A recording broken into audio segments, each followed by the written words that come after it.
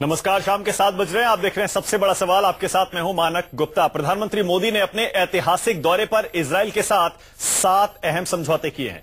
दोनों देशों के साझा बयान से भारत के दुश्मनों को जरूर एक कड़ा संदेश मिला होगा। खबर है कि इजराइल भारत को हथियार बंद ड्रोन देने पर भी राजी हो गया है, जिससे भारतीय सेना पाक सीमा और एलओसी पर बिना लाइन क्रॉस किए आतंकी ठिकानों को निशाना बना पाएगी। पीएम मोदी इस वक्त इजरायली पीएम के साथ दोस्ती और पक्की करने में लगे हैं, लेकिन इधर कांग्रेस के उपाध्यक्ष राहुल गांधी मोदी को कमजोर प्रधानमंत्री बता रहे हैं। इसीलिए हमारा सबसे बड़ा सवाल आज यही है, राहुल ने मोदी को क्यों कहा सबसे कमजोर प्रधानमंत्री, और इजराइल से दोस्ती करके क्या पाकिस्तान और चीन से जीत जाएंगे मोदी? इसी पर बहस होगी, लेकिन पहले जरा सुनिए कांग्रेस का आरोप और बीजेपी का जवाब। बीजेपी से प्रेम शुक्ला हैं, कांग्रेस से कोई भी मेहमान थोड़ी देर में मेरे साथ जुड़ने वाले हैं। सीपीआई से मेरे साथ अमरजीत कौर हैं, उनको भी आप अपनी स्क्रीन पर देख पा रहे हैं। यहां कर्नल तेज टिक्कू हैं, डिफेंस एक्सपर्ट, और मेरे साथ आरएनपी सिंह भी हैं, सीनियर फेलो हैं विवेकानंद फाउंडेशन में। भारत के पड़ोसी देशों के साथ खासतौर पर रिश्ते कैसे होने चाहिए, कैसे हैं, उनमें क्या किया जाना चाहिए, इस पर एक्सपर्ट हैं। आप सभी का बहुत बहुत स्वागत। अमरजीत कौर, क्या आप राहुल गांधी से सहमत हैं? प्रधानमंत्री कमजोर हैं, मोदी कमजोर प्रधानमंत्री हैं, और हालांकि राहुल गांधी और कांग्रेस अमेरिका के साथ रिश्तों में और मोदी के अमेरिका दौरे का हवाला दे रहे हैं, लेकिन अमरजीत कौर आपको लग रहा है कि वाकई विदेश नीति में मोदी कमजोर प्रधानमंत्री साबित हो रहे हैं? मैं ना बीजेपी की स्टेटमेंट पे टिप्पणी करना चाहती हूँ, ना राहुल गांधी की स्टेटमेंट के ऊपर। मेरी पार्टी क्या सोचती है मैं उसी पे कहूंगी। ये पर्सनलाइज्ड अटैक जो हो रहे हैं ये ठीक नहीं है, देश की बात करनी चाहिए। और इसलिए मैं ये समझती हूँ कि जिंगोइज्म बहुत फैलाया जाता है, कभी इंडिया पाकिस्तान को लेके, कभी इंडिया चाइना को लेके, लेकिन गवर्नमेंट की असफलता तो रही है हर मामले में। कभी बातचीत शुरू करते हैं, कभी बंद करते हैं, फिर जिंगोइज्म करते हैं, फिर ऐसे लगता है अभी लड़ाई शुरू होने वाली है, उसके बाद फिर उसमें टाई फिस होती है। तो लड़ाई हल नहीं है, डायलॉग हल होता है हर बात का। इवन लड़ाई के दौरान भी डायलॉग हल होता है, लेकिन सरकार तो किसी भी मामले में पड़ोसियों के साथ कहीं चर्चा विचर्चा, डायलॉग, डिस्कशन, कंसिलिएशन, सेटलमेंट कुछ भी तो नहीं करती है। इसलिए उस सेंस से मोदी की सरकार इनडिसिसिव है, मैं ये कहूंगी। वो मजबूत है, इजराइल के साथ देखिए ऐतिहासिक रिश्ते सामने आ रहे हैं, तस्वीरें हम दिखा रहे हैं। अमरजीत कौर जी, इजराइल गए हैं प्रधानमंत्री, 70 साल में पहली बार कोई हिंदुस्तानी पीएम वहां गया है। 7 अहम समझौते हुए, इजरायली पीएम कह रहे हैं कि हम तो ये वाकई ऐतिहासिक है, हिस्टोरिक है, और आप कह रही हैं कि इनडिसाइसिव है। ये तो बहुत सरकार के लिए बहुत क्लियर है हमारी पॉलिसी। बिल्कुल, मैं बताती हूँ क्लियर पॉलिटिक्स क्या है। इजराइल के साथ रिश्तों से कभी किसी ने मना नहीं किया था, लेकिन हर देश के साथ रिश्ते होने चाहिए। पर किसी एक देश की ताक पे आपकी दशकों की प्री इंडिपेंडेंस से लेके पोस्ट इंडिपेंडेंस तक जो पूरे देश की नीति रही है, फिलिस्तीन के सिलसिले में क्या उसके ऊपर बात की प्रधानमंत्री जी ने? कोई बात नहीं की।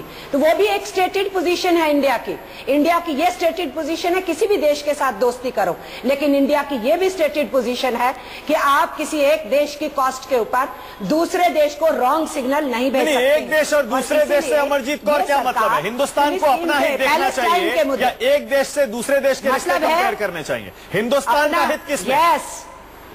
यस, हिंदुस्तान का हित सबके साथ दोस्ती में और सभी देशों के साथ और अपने प्रिंसिपल्स के ऊपर भी कायम रहना। इसलिए जो इजराइल आज पूरी दुनिया के पैमाने पे किसी एक देश को कॉर्नर में घसीटे जा रहा है, उनको एक्सेप्ट नहीं कर रहा है, तो वो इशू भी उठना चाहिए कि नहीं, पैलेस्टाइन का इशू।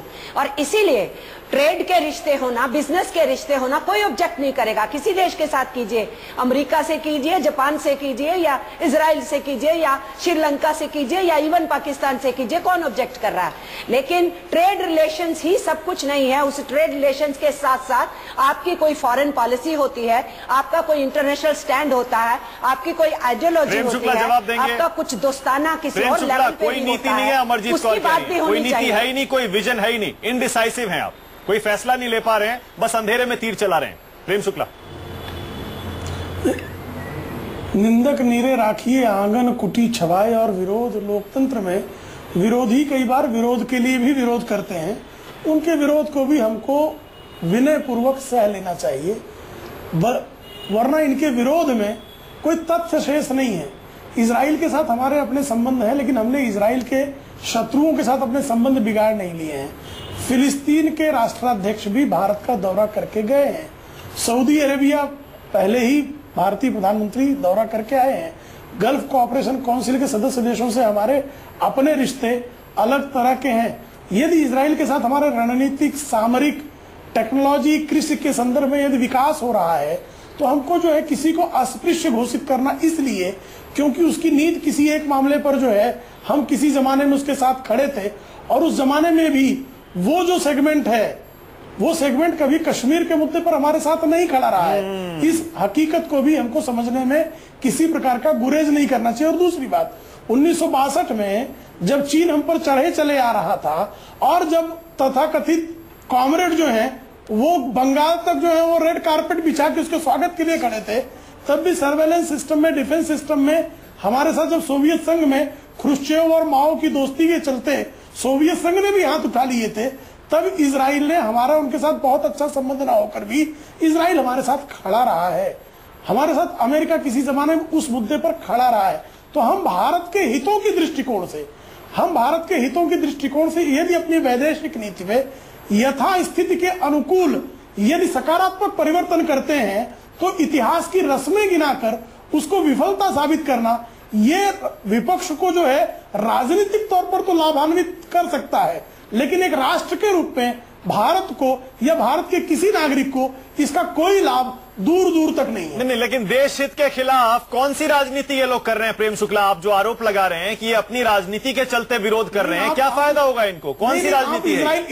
इजराइल दौरे का विरोध जो है, आप आदरणीय राहुल गांधी और उनके आसपास के लोगों के बयानों में भारत इजराइल संबंधों के सुमधुर होने के संदर्भ में जिस तरह के बयान आए हैं, तथा कथित सेकुलर दलों के जिस तरह के बयान आए हैं, आप एक राष्ट्र के रूप में सोचें। और वैदेशिक नीति को यदि आप वोट बैंक से जोड़ देंगे तो उससे भारत, संप्रभु भारत राष्ट्र का उसे क्षति होने के अलावा कोई लाभ नहीं है। आप इस बात का ख्याल रखें कि हम 1947 में भले इजराइल को जो है मान्यता नहीं दे रहे थे, लेकिन 1950 में पंडित जवाहरलाल नेहरू ने इजराइल को मान्यता संयुक्त राष्ट्र में दी। 1992 से हमारे उनके डिप्लोमेटिक रिलेशन हैं। और यासर अराफात उस संदर्भ में, यासर अराफात ने भी सकारात्मक बातें की 1992 में। आज मोदी जी वही इजराइल जा रहे हैं, टेक्नोलॉजी पर समझौता कर रहे हैं, कृषि के क्षेत्र में समझौता कर रहे हैं। तो इन मुद्दों को उठाना कि नहीं, हमारी एक परंपरा रही है, फिलिस्तीन जाना ही चाहिए। हम परंपराएं सुविधानुकूल, राष्ट्र के हित के अनुकूल उसमें परिवर्तन कर दें तो कहीं से भी राजनयिक संबंधों में खटास नहीं आती। हमारा फिलिस्तीन के संदर्भ में हमारा जो स्टैंड था, वो स्टैंड हमने परिवर्तित नहीं किया है। हमास के अब्बास जी के साथ भी उतने ही मधुर रिश्ते भारत एक राष्ट्र के रूप में स्थापित करता है जैसे इजराइल के साथ स्थापित करता है। अब एक विशिष्ट दौरे में प्रधानमंत्री वहां गए क्यों नहीं? इस मुद्दे पर लकीर की फकीर बनकर लाठी पीटना, इससे क्या हित सधेगा? आलोक शर्मा मेरे साथ जुड़ गए। अमरजीत कौर, आपके पास आ रहा हूं वापस में। आलोक शर्मा, जरा बताएंगे राहुल गांधी और आप लोग, आपकी पार्टी क्यों मोदी को कमजोर प्रधानमंत्री कह रही है फॉरेन पॉलिसी के मामले में? आलोक शर्मा, देखिए, पहले तो मैं सबसे पहले उत्तर बीजेपी के प्रवक्ता महोदय का ही दे दूं। किसी ने नहीं कहा है कि आप फिलिस्तीन क्यों नहीं जा रहे हैं। बीजेपी को हमेशा से विपक्ष में रहकर आदत थी झूठ बोलने की, अभी सत्ता पक्ष में तो भी बोलते ही चले जा रहे हैं। मैं समझता हूं कि विपक्ष की भूमिका है कि आप जो भी विदेश नीति अपना रहे हैं, अगर उसमें कोई कमी है तो उसके ऊपर सवाल पूछा जाए। लेकिन अगर आज बीजेपी की सरकार से कोई भी सवाल पूछ लेता है तो वो देशद्रोह करता है। आज मोदी जी को हम क्यों कमजोर प्रधानमंत्री कह रहे हैं? अरे हमने पूरी बात सुनी नहीं। सुनिए ना आप सुनिए ना मेरी बात। अपनी तरह का निष्कर्ष लगा रहे हैं। सवाल ही देश के पहले प्रधानमंत्री बने मोदी जी से, पहले प्रधानमंत्री थे। चलिए कोई बात नहीं, मैं करेक्शन नहीं करता। इंदिरा गांधी के जमाने में चलता था कि प्रधानमंत्री जी आप नाम क्यों ले रहे पीछे वालों का? किसी ने कुछ किया ही नहीं। मोदी जी ने इंदिरा गांधी, श्री राजीव गांधी, प्रेम शुक्ला जी, देखिए मैंने आपकी क्या कह रहे हैं? सुन तो लीजिए, परंपराओं का अनुसरण। देखिए, मैं समझता हूँ जिस तरह से नेपाल में पशुपति नाथ मंदिर भगवान में गए, लेकिन बीजेपी और सुन लीजिए। हाँ, आलोक जी बोलिए। आप किसी को बोलना नहीं, बोलिए। तरीका है। बोलिए। मैं समझता हूँ सबसे पहले नेपाल में प्रधानमंत्री मानव गुप्ता जी उस दिन कहा कि बीच बीच में प्रश्न टोकना ये स्वस्थ बहस का हिस्सा है। नहीं, लेकिन सुनिए तो सही, उनको थोड़ा बहुत बोलने तो दीजिए, उसके बाद टोकिएगा। शुरू से मत टोकिए, बोलने तो दीजिए। आपने अपनी पूरी बात रखी। मुसोलिनी के वंशजों का शासन नहीं है, ये लोकतंत्र है, स्वस्थ लोकतंत्र। नहीं, लेकिन मैं अपने दर्शकों की तरफ से कह रहा हूँ, बहुत क्लियर है, सुन लीजिए, बहुत क्लियर है। थोड़ा सा उनको अपनी बात रखने दीजिए, उसके बाद क्रॉस क्वेश्चनिंग करिएगा। थोड़ा सा बात रखने दीजिए उनको पहले। हाँ, लोग बोलिए। बीच बीच में आ रहे हैं भैया मानक जी, आज मेरे लिए नियमावली चेंज कर देना आप। उस दिन मैंने पूछा था आपसे, मेरे बीच में कोई नहीं बोलेगा। मैं देखिए एक सेकंड, ना प्रेम शुक्ला नहीं, बहुत क्लियर है, बहुत क्लियर है। आप अपनी बात रखिए, उसके बाद क्रॉस क्वेश्चनिंग हो सकती है। आपने अपनी पूरी बात रखी, उनको भी थोड़ी सी बात रखने दीजिए, उसके बाद क्रॉस क्वेश्चनिंग करिएगा। आलोक शर्मा बोलिए। रखने दे रहा हूँ, बीच में एक प्रश्न पूछा, ये तो अमरजीत जी चिल्ला रही है। हाँ, आलोक जी बोलिए। इसमें अगर सबसे कोई कमजोर और सबसे निम्न स्तर की अगर फॉरेन पॉलिसी किसी पूरे शासन काल में देखने को मिली तो पिछले 3 वर्षों में मिली, जिसमें केवल एक व्यक्ति का गुणगान होता है, मोदी मोदी के नारे लगते हैं और रिटर्न में हिंदुस्तान के लिए कुछ नहीं आता है। नेपाल में सबसे पहले पशुपतिनाथ मंदिर में जाकर मोदी मोदी के नारे लगवाए इन्होंने। उसके बाद मधेसिया आंदोलन में क्या हुआ देश ने देखा। उसके बाद चाइना के साथ जिस तरह से साबरमती के किनारे, अरे साहब सुन लीजिए ना, आप बोलने नहीं देना चाहते हैं क्या? मैं किसी को नहीं बोलने दूंगा फिर। नहीं, सिर्फ चाइना के साथ जिस तरह से वहाँ पर झूला झुलाया साबरमती के किनारे, इतना अच्छा टेंट हाउस का काम हुआ, उसके बाद आज चाइना आंखें दिखा रहा है। पाकिस्तान के आपने नवाज शरीफ को यहाँ पर बुलाया, चक्रवर्ती राजा सम्राट के राज्याभिषेक में 40 साल, अरे साड़ी शाल आम पता नहीं कौन कौन सी डिप्लोमेसी चलाई। उसके बाद ISI यहाँ पर आकर पठानकोट में आकर जांच करती है, आपकी ये विदेश नीति है। उसके बाद मुझे केवल ये बता दीजिए कि अमेरिका में 5 बार मोदी जी गए हैं, क्या मिला है अमेरिका से? आप देश को बताइए ना, अमेरिका में कितनी इंडस्ट्री यहाँ पर हिंदुस्तान के अंदर लगा दी है। आप केवल चिल्लाना जानते हैं, भाषण देना जानते हैं, नेट रिजल्ट क्या है चोरों का साथ देश को बताइए ना। वहाँ पर जाकर आलोक शर्मा आप जवाब सुनिए, आलोक शर्मा आप जवाब सुनिए, उल्टा बोलना, आलोक शर्मा आप जवाब सुनिए, विदेश नीति बची है। आलोक शर्मा जवाब सुनिए। प्रेम शुक्ला आपका धंधा है। प्रेम शुक्ला सिर्फ ढोल पीट रहे हैं आप, सिर्फ दिखावा कर रहे हैं, विदेश नीति 0 है। प्रेम शुक्ला नहीं, असली स्थिति बहुत बेहतर है। ये इन्होंने 2 मुद्दे गिनाए। एक इन्होंने मुद्दा गिनाया कि आदरणीय प्रधानमंत्री जी जो है चीन के राष्ट्रपति को वो झूला झुला रहे थे, तो इनकी जानकारी के लिए डॉक्टर मनमोहन सिंह जो हैं वो विमानतल पर विशेष करके राष्ट्रशिष्टाचार के नियमों को तोड़कर तत्कालीन चीनी राष्ट्रपति हु जिनताओ का स्वागत करने गए थे, और उसके बाद इनकी सीमा उस समय तत्काल सीमा में घुसकर घुसपैठ का प्रयास हुआ। 300 बार सीमाओं का अतिक्रमण हो गया है। स्मरण में रखे एक और नवाज शरीफ के पहले आप यूसुफ रजा गिलानी को 2008 के बाद बनते हैं। नहीं सुन मोदी जी भाई साहब, आलोक शर्मा जी क्या होगा आपके लिए? अरे आलोक जी फिर देखिए, अब आपको आलोक जी बात तो सुनिए, आलोक जी सुनिए तो सही, सुनेंगे ना तो देखिए दर्शक को क्या समझ में आया। सारा अनुशासन भंग हो गया। नहीं मानसरोवर यात्रा पे बताइए ना, हिंदुत्व के ठेकेदारों, राष्ट्रवाद के ठेकेदारों, क्या हुआ उसका? आली जनाब जरा गौर फरमाए, आली जनाब जरा गौर फरमाए। आली जनाब बताइए तो सही, मानसरोवर यात्रा का क्यों हुआ, क्या आतंकवादी हमलों के बाद? नहीं सुन लीजिए ना अली जनाब जरा, 2008 के आतंकी हमलों के बाद जब हमने पाकिस्तान से रिश्ते तोड़ने की कसम खाई, उसके बाद यूसुफ रजा गिलानी को बुलाकर आपने चीनपुर में 2011 में आपने उनको वर्ल्ड कप क्रिकेट मैच दिखा रहे थे। तो हम आपकी तरह पॉलिसी नहीं अपनाते, हमारी पॉलिसी डे 1 से स्पष्ट है कि आप आतंकवाद और शांति वार्ता दोनों एक साथ नहीं चल सकती। वो आतंकवाद पर नियंत्रण करेंगे, हम शांति वार्ता करेंगे। वो आतंकवाद नियंत्रित नहीं करेंगे, हम कोई वार्ता नहीं करेंगे। आतंकवाद जम्मू तक पहुंच गया है, आप लोग राष्ट्रवाद के नारे लगाते रहिए, यहाँ पर 14 बार पूरे देश को कपटी राष्ट्रवाद के जिस तरह से आप लोगों ने घेर लिया है, चादर पहना दी है, देश का बहुत नुकसान हुआ है। थोड़ा सा मुझे सारे पड़ोसियों से सारे संबंध खराब हो गए। आईना देख ले, बहुत विद्रूप। अरे भाई कहाँ आप आईना दिखा रहे हैं, किसको आईना दिखा रहे हैं आप? अपना आईना देख लीजिए अब एक बार जरा। अब एक सेकंड, लिखने की बात करते हैं, ज्यादा जवान शहीद हो गए, अभी आईना दिखा रहे हैं आलोक जी, कि आप ठीक है, एक सेकंड। अमरजीत कौर, प्रेम शुक्ला का साफ कहना है, एक सेकंड में आपके पास आ रहा हूं कर्नल और आरएनपी सिंह। अमरजीत कौर, प्रेम शुक्ला कह रहे हैं देश का हित देखकर ही इजराइल के साथ दोस्ती को हम अलग लेवल पर ले गए। मोदी जी इस ऐतिहासिक दौरे पर इसीलिए गए क्योंकि वहां से हमें बहुत कुछ मिलने वाला है। आप इसको राजनीतिक चश्मे से देख रही हैं सर, इसीलिए आप विरोध कर रही हैं। देखिए, नहीं, मैं देश के चश्मे से देख रही हूं, राजनीतिक चश्मे से नहीं, पहली बात।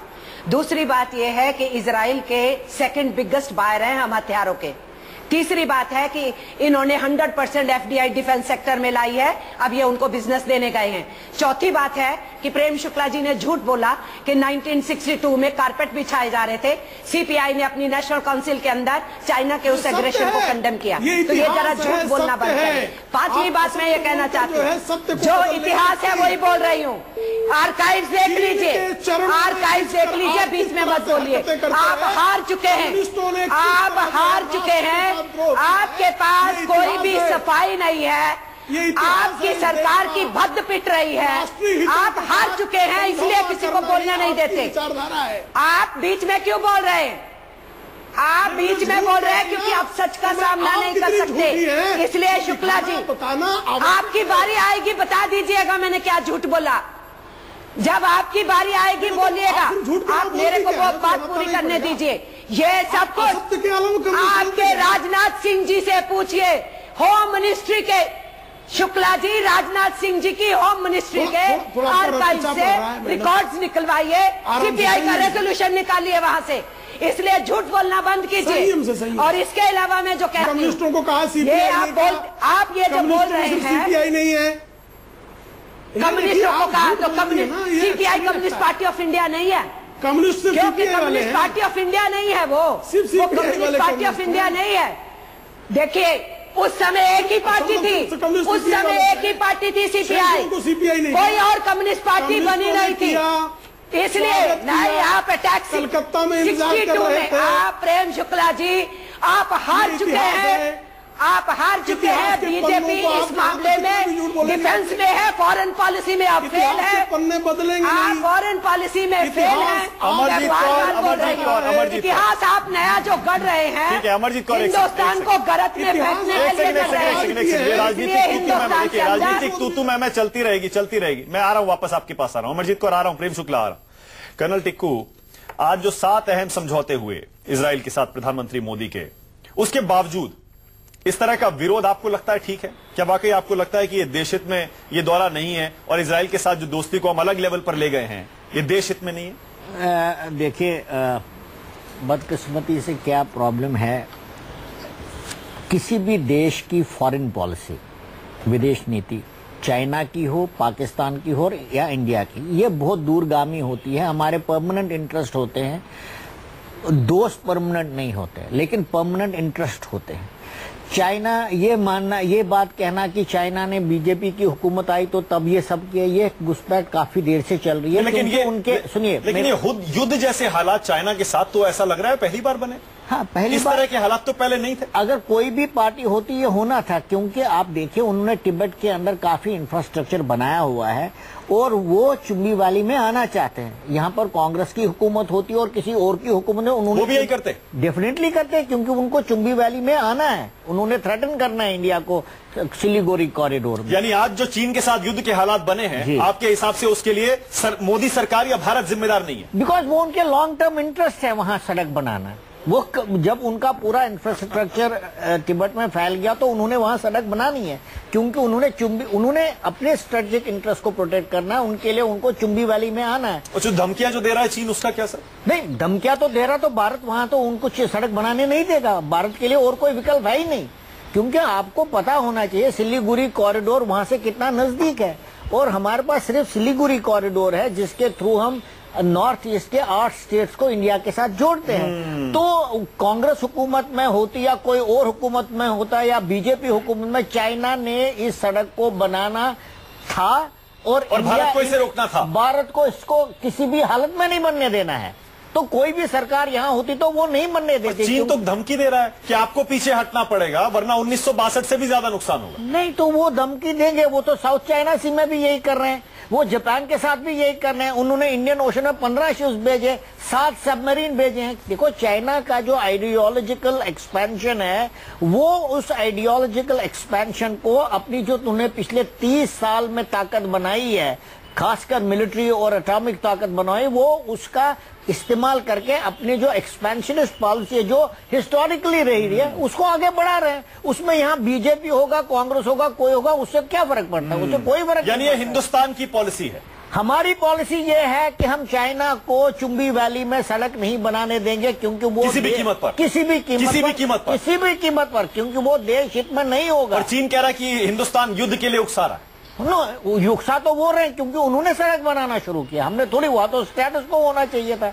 और आज जवाहरलाल नेहरू की जो उनकी लिखी हुई चिट्ठी है वो भी पब्लिश हो गई है, जिसमें बिल्कुल क्लियरली लिखा है कि वो स्टेटस को नहीं बदलाएंगे वहां पर। आरएनपी सिंह साहब, चीन से कैसे निपटेंगे, और खासतौर से जब वो खुलेआम युद्ध की धमकी दे रहा है, खुलेआम वॉर मॉन्गरिंग हो रही है। भारत को अगर चीन युद्ध की धमकी दे रहा है तो भारत को युद्ध करना पड़ेगा। और चीन ने कहा हम भी 1962 नहीं है, भारत ने भी कहा 1962 नहीं है।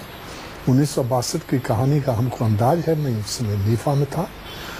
उस समय की बात और आज की बात में बहुत का फर्क है। इन्होंने ठीक कहा, किसी कीमत पर सड़क नहीं भारत बनने देगा। और अगर चीन न्यूक्लियर देश है तो भारत भी न्यूक्लियर देश है। ऐसा नहीं है कि भारत इतना कद्दू है कि चीन ये कर देगा।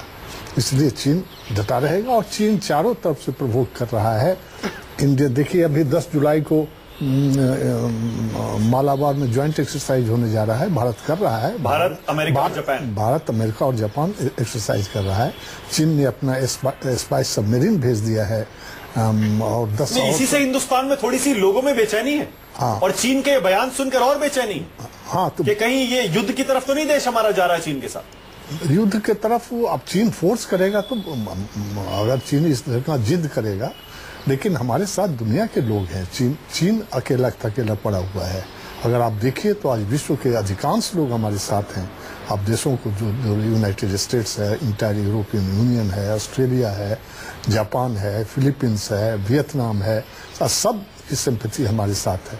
और चीन अकेला अगर धक्का धुक्की करता है तो भारत पीछे नहीं। भारत बिल्कुल, खास करके इस चुंबी वैली में चीन पर वोट हुआ है कि चूंकि दलाई लामा अरुणाचल गए थे, हमारा अरुणाचल भारत का अंग है, क्यों नहीं दलाई लामा? इसीलिए वो हिंदुस्तान को ब्लेम कर रहा है कि चीन के साथ रिश्ते। और कांग्रेस पार्टी यही कह रही है। आलोक शर्मा बैठे हैं, आलोक जी कह रहे हैं, हमने आपको बयान भी सुनाया, आनंद शर्मा साफ कह रहे थे कि चीन के साथ यूपीए सरकार ने रिश्ते सुधारे, मोदी सरकार ने बिगाड़। मैं 2 लाइन और कह दूं, इधर क्या हो गया है कांग्रेस को, ये मेरी समझ में नहीं आ रहा है।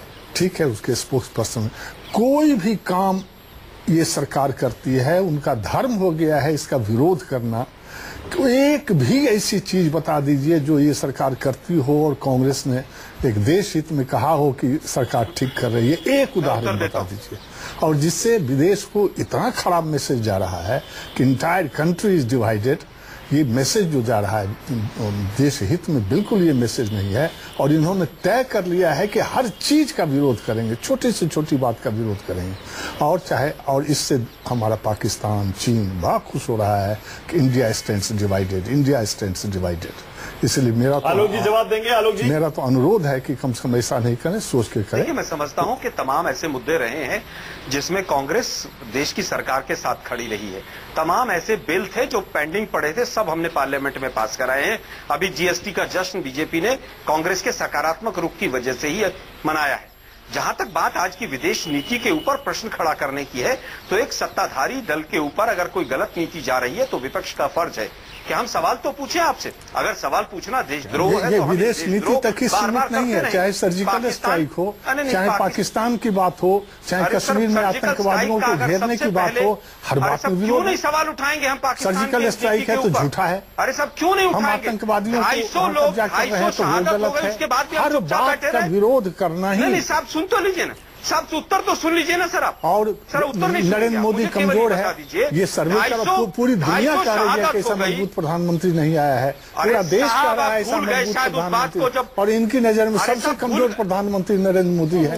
ये समझो बात नहीं आती है। अरे सर मैं बता देता हूँ, आप सुनिए ना मेरी बात। करने जा रहे हैं पूरे देश से सर्वे तो करवा लीजिए, पूरे देश में सर्वे करवा लीजिए। अरे सर सर्वे से अगर देश चलता हो और भाषणों से देश चलता हो तो सर देश अगर सर्वे और भाषणों से चलता हो तो पाकिस्तान के बॉर्डर पर बड़ा अमन और चैन हो जाता। पत्थरबाज जम्मू तक आ गए हैं।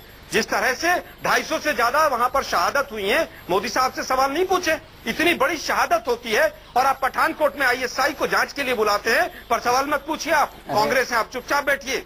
मुझे केवल ये बता दीजिए आप, नहीं साहब मुझे केवल ये बता दीजिए, जिस समय पर एक जवान का हमारी शहादत हुई, सर कटा था, उस समय पर बीजेपी के प्रवक्ता चूड़ियां लेकर बैठे थे मनमोहन सिंह साहब के लिए। हम तो नहीं बैठे। आज बीजेपी जवाब दे रही है, सवाल पूछेंगे। आज ये सरकार जवाब दे रही है। नहीं कोई बीजेपी जवाब नहीं दे रही। उस समय आप चुप बैठे हुए थे, आज जवाब दे रही है बीजेपी। आप पाकिस्तान से जाके पूछिए, पाकिस्तानियों से जाके पूछिए कि क्या जवाब दे रही है। आज तक ऐसा जवाब मिला है क्या? हिंदुस्तान को नहीं दे पाए 3 साल में।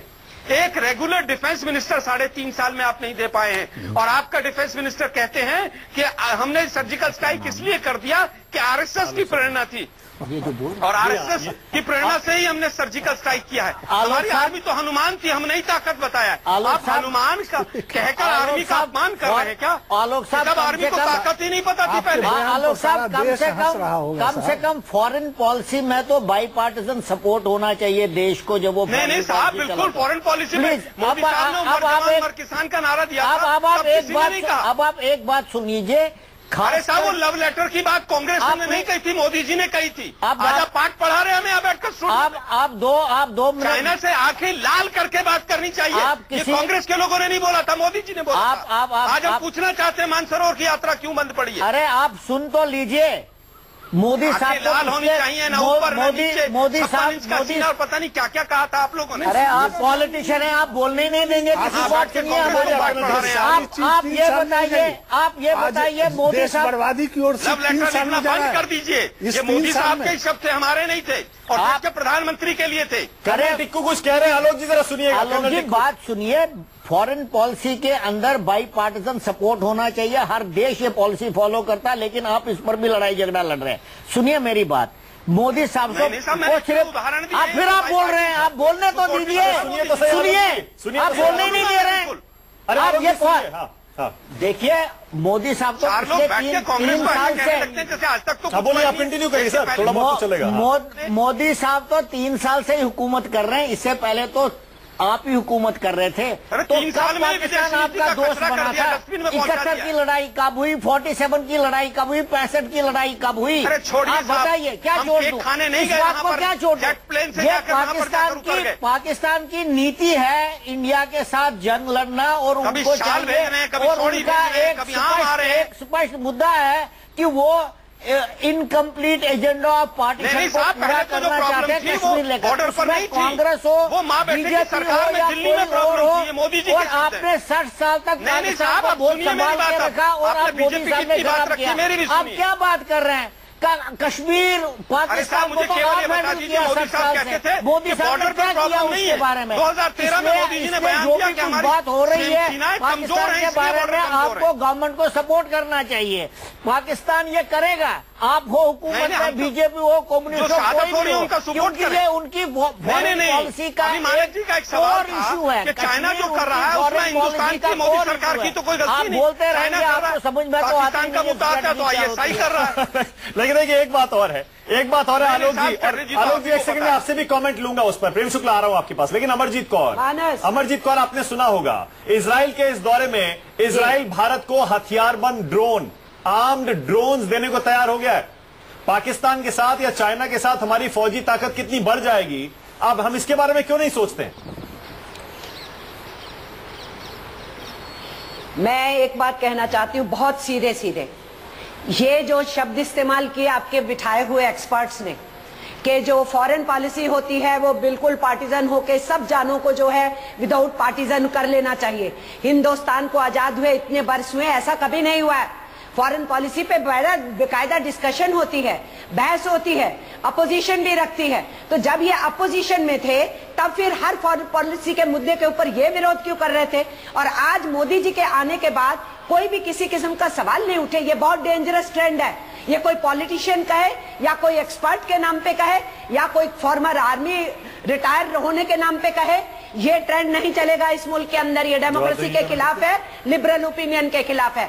दूसरी बात जो आपने कही कि ड्रोन मिलेंगे, मैं तो पहले ही बोल रही हूँ कि हिंदुस्तान सेकंड बिगेस्ट बायर है इजराइल वेपन्स का। तो अगर इजराइल ने खुशी दे दी कि ड्रोन खरीद लो, उसी से हम प्रसन्न हो जाएं। इसलिए मैं साफ साफ कहना चाहती हूँ, हर देश का अपना अपना अर्थ होता है। शुक्ला जी को बाद में बुलाइए, पहले मेरी बात पूरी होने दीजिए। इन्होंने कहा कि इजराइल को क्यों एक्सेप्ट किया, तो इजराइल एक देश है, इजराइल एक देश है, उसकी इंडिपेंडेंस को एक्सेप्ट करना पूरी दुनिया का फर्ज था, वो किया गया। जैसे पैलेस्टाइन का हक बनता है, ऐसे इजराइल का भी हक बनता था। वो एक मुल्क है, उसके साथ भी ट्रेड करना, बिजनेस करना कोई डिफिकल्टी की बात नहीं है। साइंस टेक्नोलॉजी का ट्रांसफर करना, ये बार बार कहना कि इजराइल के साथ दोस्ती में विरोधी है, प्रधानमंत्री कहीं जाते हैं तो विरोधी हैं, ये बात बिल्कुल नहीं है। देश के हित में क्या है क्या नहीं है, सरकार अगर कुछ सोचती है। अमरजीत कौर, क्या आपको ये जानकारी है कि इजराइल ने कश्मीर पर या पाकिस्तान के साथ जंग में खुलेआम भारत का समर्थन किया है? फलस्तीन ने कभी नहीं किया। इजराइल इकलौता देश है वहां का जिसने खुलेआम हिंदुस्तान को सपोर्ट किया, कश्मीर पर भी और पाकिस्तान के साथ लड़ाई में। आप गलत कह रहे हैं। पैलेस्टाइन नहीं, आप गलत कह रहे हैं। पैलेस्टाइन ने हमेशा हिंदुस्तान का साथ दिया, अमेरिका ने हमेशा पाकिस्तान का साथ दिया। जी नहीं, पैलेस्टाइन हमेशा चुप रहा, उसने कभी भारत के खिलाफ आवाज नहीं उठाई, लेकिन भारत के समर्थन में भी आवाज नहीं उठाई। अमरजीत कौर, इजराइल ने खुलेआम कश्मीर पर पाकिस्तान के खिलाफ इंडिया का साथ दिया। करगिल युद्ध में क्या हुआ? तो अच्छी बात है, बुरा कौन कह रहा है? अमेरिका ने विरोध किया था। अगर आज अमेरिका साथ दे दे तो सोवियत यूनियन ने साथ दिया था इंडिया का पाकिस्तान के खिलाफ। इस बात को भी याद कीजिए। कश्मीर के प्रधानमंत्री के इजराइल जाने पर विरोध क्यों है, पहले इसको तो बताइए। हिस्सा है, क्यों विरोध कर रही है इजराइल जाने का? विरोध क्यों कर रही है? किसने विरोध किया? आप दूसरों, किसने विरोध किया? आप दूसरों के मुंह में, शुक्ला जी, दूसरों के मुंह में अपने शब्द मत डालिए। हमने विरोध शब्द नहीं किया। हमने ये कहा है कि अगर वो वहां गए हैं, दूसरे प्रश्नों पे क्यों नहीं बोले? प्रेम शुक्ला, वहां गए हैं तो दूसरे प्रश्नों पे क्यों नहीं बोले? प्रेम शुक्ला जवाब दे रहे हैं। ध्यान हथियार खरीदने पे क्यों है? प्रेम शुक्ला जवाब दे रहे हैं। प्रेम शुक्ला, इसलिए कोई किसी के साथ घूमने में, किसी देश में जाने में कोई विरोध नहीं कर रहा है। अमरजीत जी की बात हो गई हो, शब्द मुंह में मत बात डालिए शुरू दूसरों करूं। के। प्रेम शुक्ला, आदरणीय अमरजीत जी, आपकी बात हो गई होगी लगता है। धन्यवाद। देखिए, अभी दो रक्षा विशेषज्ञ इसी काम पे बैठे हुए, दो जो है विपक्ष के नेता बैठे हैं। बहुत साफ दिखाई दे रहा, हमने उनके हर सवाल का जवाब दिया है, और सवाल का जवाब देना सत्ता तंत्र का धर्म बनता है, सत्ता पक्ष का भी धर्म बनता है। लेकिन विरोधी पक्ष ने दिमाग और कान बंद करके जवाब सुनना शुरू किया, तो सुना ही नहीं दे रहा है। दिमाग बंद है, कान बंद है, सिर्फ जुबान चालू है। ये इसको लोकतंत्र अगर कोई समझ रहा होगा, इसको अगर कोई उदारवाद समझ रहा होगा कि रक्षा विशेषज्ञों की बात सुनने की भी उदारता जिसमें ना हो, और इसको अपनी इस अनुदारता को अगर कोई उदारवाद सिद्ध कर रहा हो, तो देश की जनता जो है उसके इस अनुदारवाद को देख रही है और उसका परिणाम सामने आ रहा है। आप कोलाहल मचाइए, शोर मचाइए, इससे कुछ नहीं सिद्ध होगा। एक सकारात्मक विमर्श में आइए, उसके लिए सदा स्वागत है। सकारात्मक विमर्श में आपको सकारात्मक जवाब देना, आपके राष्ट्रहितकारी जो भी विचार हैं उसको सबके समक्ष रखना। जीएसटी का आपने मुद्दा उठाया, जीएसटी पे आदरणीय मोदी जी ने अपना वक्तव्य शुरू किया तो कहा कि हमारे लोकतंत्र की ये खूबी है, सारे दलों का इसमें जो है योगदान है। हम आपके योगदान को भी हमेशा सराहते हैं, लेकिन आप हमने कोई काम शुरू किया तो विरोध के लिए जिस तरह से विरोध कर रहे हैं, इसको यदि आप लोकतंत्र समझ रहे हैं तो आपको मुबारक है। ये लोकतंत्र, ये कोलाहल, ये शोर, वो भी कान और दिमाग बंद करके मचाना, इससे देश को कुछ हासिल नहीं होगा। आलोक जी, आप क्यों नहीं सपोर्ट कर रहे हैं? आलोक जी, इजराइल हमको, जैसे मैं पहले कह रहा था, बहुत बड़ी उपलब्धि मानी जा रही है हिंदुस्तान की। हथियारबंद ड्रोन मिलेंगे, एलओसी पर जैसे पहले सर्जिकल स्ट्राइक हुई थी, इस बार लाइन क्रॉस करने की भी जरूरत नहीं पड़ेगी। आम ड्रोन से आतंकी ठिकानों पर हमले किए जा सकेंगे अपनी सीमा में बैठे बैठे। अमरजीत कौर उस पर मुस्कुरा रही है, मुझे पता नहीं क्यों, उन्हें लग रहा है कि ये मजाक है। लेकिन आलोक जी, आपको नहीं लगता आपको इसका स्वागत करना चाहिए? ये मैं बिल्कुल स्वागत करता हूं। हमारे देश के प्रधानमंत्री वहां गए हैं, अगर कोई भी चीज देश के लिए अच्छी होती है हम स्वागत करेंगे उसका। लेकिन साथ के साथ हम ये भी जानना चाहते हैं कि हमारी जो पॉलिसी थी उसमें आज कहां डेविएशन आया है कि भाई आप इजराइल के साथ संबंध बढ़ा रहे हैं। इसको कहते हैं कि भाई आप एक विच्छेद पैदा कर रहे हैं विदेश नीति पर। तो विपक्ष जो है वो अपना उत्तर जानना चाहता है कि भाई आप जो दिशा परिवर्तित कर रहे हैं उसका क्या कारण है, आप समझाइए, इसमें कहीं क्या गलत क्या है। सवाल पूछ लेना ही क्या गलत है। आज जिस बात की आप कर रहे हैं, द्रोण मिल रहे हैं। मुझे याद है 2012 का अगर आप एग्रीमेंट, इंडो इजराइल एग्रीमेंट पढ़ेंगे तो उसके अंदर तमाम बॉर्डर मैनेजमेंट के सर्विलेंस इक्विपमेंट थे। शायद उनका इस्तेमाल इन द्रोण से भी ज्यादा हुआ है। लेकिन हमने ढोल नहीं पीटे थे। 2003 देख लीजिए, 2009 देख लीजिए, 1993 देख लीजिए, ये ड्रिप इरिगेशन आज 9 राज्यों में चल रही है। मैं समझता हूं कि बिल्कुल संबंध बढ़ाने चाहिए, लेकिन किसी देश के साथ विदेश नीति मात्र और मात्र केवल और केवल इस बेस पर नहीं हो सकती है कि वहां पर टेक्नोलॉजी अच्छी है, वो हथियार दे सकते हैं हमें। हथियार देने के आधार पर विदेश नीति नहीं बनती है। हम ये नहीं कह रहे कि कोई गलत हो गया, हम केवल ये पूछ रहे हैं कि जो ये विदेश नीति में परिवर्तन आया है इसका आधार क्या है, आगे क्या आधार रहेगा इसका। हम केवल ये जानना चाह रहे हैं। अगर विपक्ष के नाते ये भी गलत है तो हम स्वीकार कर लेते हैं। हम सब मुंह पे पट्टी बांध के बैठ जाते हैं, जैसा हाल गुजरात का हो गया पूरे देश का हो जाएगा। अच्छा आलोक जी, लेकिन आप जो सवाल पूछ रहे हैं, एक सवाल आपसे भी पूछा जा सकता है, 70 साल क्यों लग गए एक प्रधानमंत्री को इजराइल जाने में? देखिए मानस जी, किसी प्रधानमंत्री या किसी पार्टी का निर्णय नहीं होता है, ये निर्णय एक सरकार का होता है। 1992 तक तो हमारे डिप्लोमेटिक रिलेशंस ही नहीं थे, और 1992 से लेकर 25 साल में 13 साल गैर कांग्रेसी सरकार रही है। इसमें इंद्र कुमार गुजराल साहब भी रहे हैं, जिनका विदेश नीति के मामले में गुजराल डॉक्ट्राइन फेमस था। इसी में 6 साल अटल बिहारी वाजपेयी जी भी रहे हैं। अरे सुन लीजिए ना यार, आप लोगों का वही तो प्रॉब्लम है ना, बोलना शुरू होते हैं तो रुकते नहीं। विदेश नीति का एबीसी पता नहीं है, बोलते रहते। सुनिए मेरी बात, ये 30 वर्ष कहाँ? अरे 92 के बाद से फिर वही बात, 92 के बाद से अभी तक 25 सालों में लगभग 13 वर्षों तक गैर कांग्रेसी सरकार भी रही है। और ये किसी प्रधानमंत्री का या पार्टी का फैसला नहीं था, वहीं नहीं जाना। पैलेस्टीन के साथ और इजराइल के साथ पैरेलल डिप्लोमेटिक रिलेशंस रखे जाए, ये एक नीति थी हमारे देश की। अभी अरे साहब 2016 में ही हमने इजराइल के खिलाफ वोट किया है यूनाइटेड नेशंस में, तब मोदी जी की सरकार थी। तो मैं समझता हूं कि किसी भी सवाल के ऊपर सवाल दाग देना, साहब मोदी जी तो पहले प्रधानमंत्री हो गए, केवल प्रधानमंत्री के जाने से डिप्लोमेटिक रिलेशन। इसका मतलब आलोक जी देखिए, आप अपनी बात खुद काट रहे हैं आलोक, विदेश मंत्रालय में ताला लगाते हैं और प्रधानमंत्री सरकार ने इजराइल पैलेस्टाइन की नीति बदली है, लेकिन आप साथ ही ये भी कह रहे हैं, खुद ही मान रहे हैं कि इजराइल के खिलाफ पैलेस्टाइन के पक्ष में हिंदुस्तान ने वोट किया है। और प्रेम शुक्ला भी यही कह रहे हैं कि हमने कोई नीति नहीं बदली है, हमने सिर्फ इजराइल की दोस्ती को जगजाहिर किया है, पैलेस्टाइन पर हमने स्टैंड बदला नहीं है। तो फिर ये प्रॉब्लम क्या है? चलिए, हो सकता है हमारा सवाल गलत हो, आप सेटिस्फैक्ट्री उत्तर दें कि हमारी कोई नीति में परिवर्तन नहीं। गलत सवाल है, आप उत्तर तो दीजिए ना, कौन मना कर रहा है आपको? हम केवल आपसे ये पूछ रहे हैं कि जिस तरह से ढोल पीटा गया अभी अमेरिका का, प्रेम शुक्ला यही सवाल आपसे भी पूछा जा सकता है। मोदी जी ने पूरे मीडिया को बिल्कुल यही सवाल आपसे भी पूछा जा सकता है। अगर आप भी यूपीए वाली नीति चला रहे हैं इजराइल और पैलेस्टाइन के मामले में, प्रेम शुक्ला, तो फिर बदला क्या है? ढोल क्यों पीट रहे हैं? अगर कुछ बदला ही नहीं है तो फिर ढोल क्यों पीट रहे हैं? स्टेटमेंट जो है इजराइल के और इंडिया के पीएम का नहीं होना चाहिए।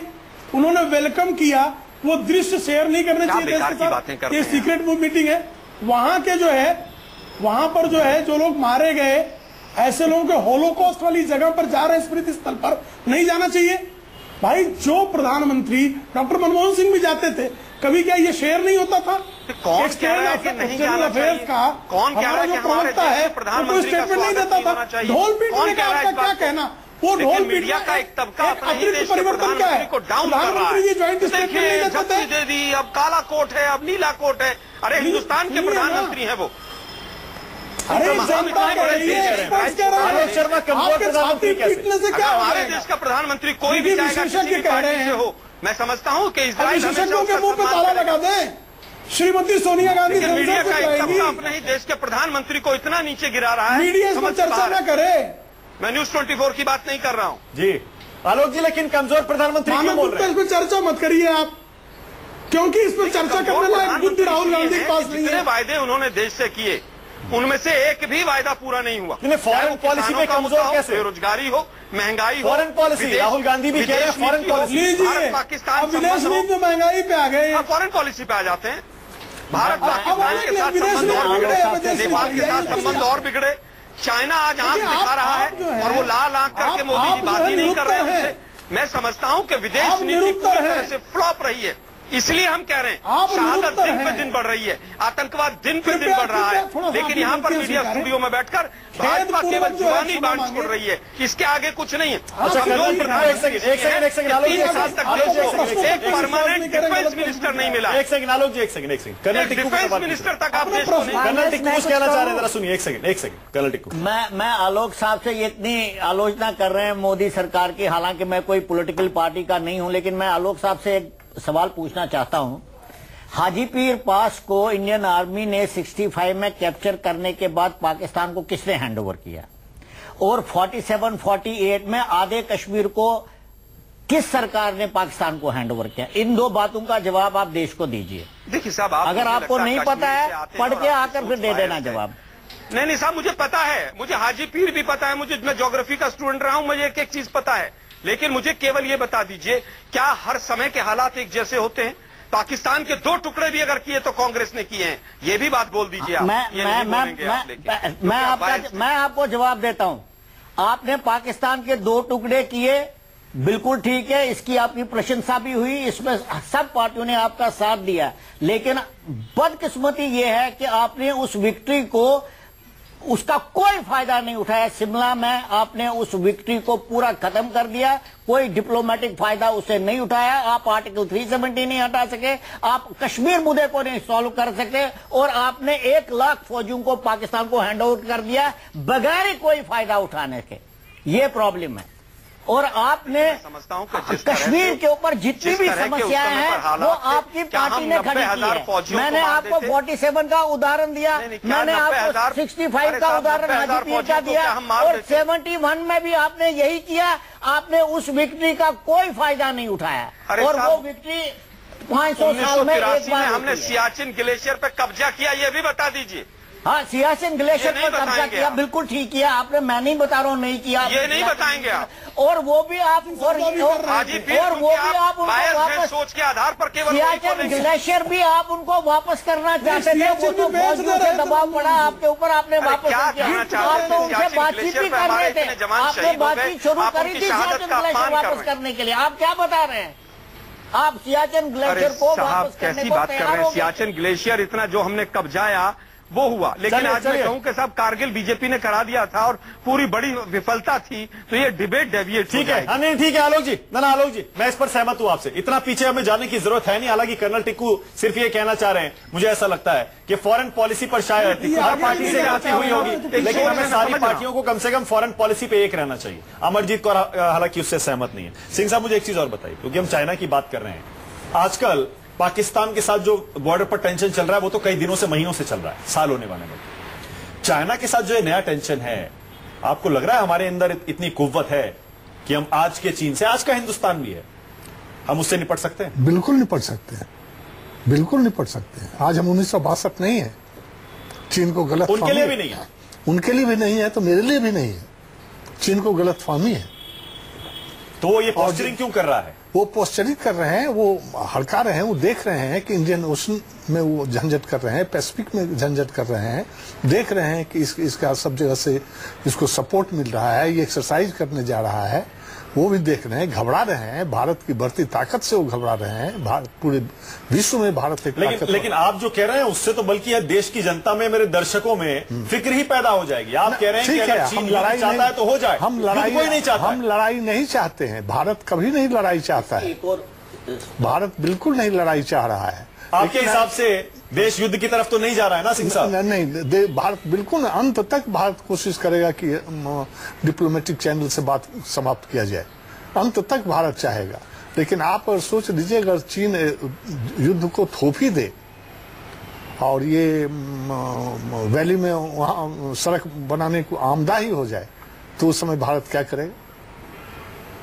मैं आपको एक और चीज बताना चाहता हूं, चाइना क्यों इंसिस्ट कर रहा है कि वो इस समय रोड बनाए, क्योंकि अगर वो इस समय वहां रोड नहीं बना सकता, वो कभी भी नहीं बना पाएगा। वो सोचता है कि इंडिया इस स्टेट पर है कि वो ब्लिंक करेगा, रोड बनने देगा जंग अवॉइड करने के लिए, क्योंकि अगर 5-6 महीने में रोड नहीं बना, बर्फ गिरनी शुरू हो जाएगी और अगले समर में तो बिल्कुल और चाइना की एक पोस्टरिंग है, मैं बता दूं, अक्टूबर में कांग्रेस होने जा रहा है और ये जिनपिंग जो है बहुत ताकतवर अपने को बनाना चाह रहा है, पीएलए पर भी कंट्रोल करना चाह रहा है। तो जिनपिंग अपने को असर्ट करने के लिए कि हम पीएलए को भी काबू में कर सकते हैं, उसकी एक पोस्टरिंग है। ठीक है, हमें भी पता है कि हमारा जो थिंक टैंक है, सरकार है, एक्सपर्ट्स हैं, ब्यूरोक्रेट्स हैं, इतने बड़े बड़े जानकार हमारे यहाँ बैठे हैं जिनके पास अनुभव भी है, जानकारी भी है और विल भी है। वो सब समझ रहे होंगे चीन की रणनीति क्या है, चीन की मंशा क्या है। बहुत बहुत शुक्रिया सबसे बड़ा सवाल में आ जाने के लिए। प्रेम शुक्ला, आलोक शर्मा, अमरजीत कौर, कर्नल टिक्कू सिंह साहब, बहुत बहुत शुक्रिया सबसे बड़ा सवाल में आने के लिए।